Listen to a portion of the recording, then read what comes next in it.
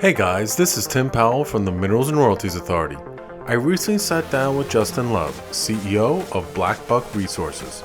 Here are a few short clips from our conversation so you can hear some of the things that Justin had to say.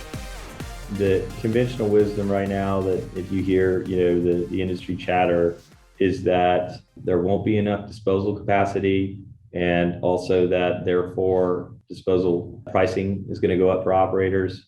You also hear that there will be more headwinds on permitting. I don't necessarily believe that's true. I think that there's definitely a case for saying that disposal rates can be driven down if you implement a strategy like the one that we subscribe to. And I think there's a lot of underutilized capacity out there still available, and it's simply stranded. On to the seismic issues that the industry has been seeing. There are definite areas of concern. There are, now what we call seismic response areas in the Permian, and there are 3 of those formally right now, 2 in the Midland Basin, 1 in Gardendale and 1 in Stanton, and the other is in the Culberson Reeves area, kind of in the southwest part of the Delaware.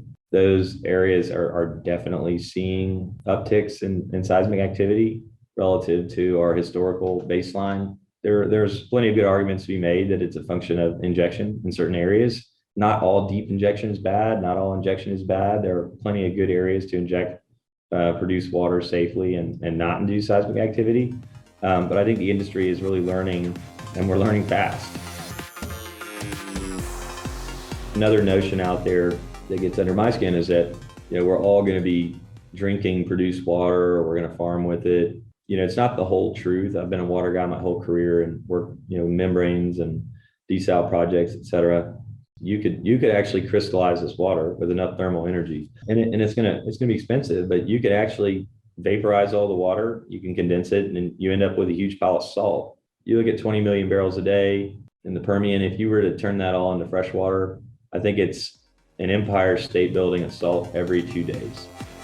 If you enjoyed some of Justin's comments, then I encourage you to tune into the full episode on the Minerals and Royalties podcast. Thanks, and see you next time.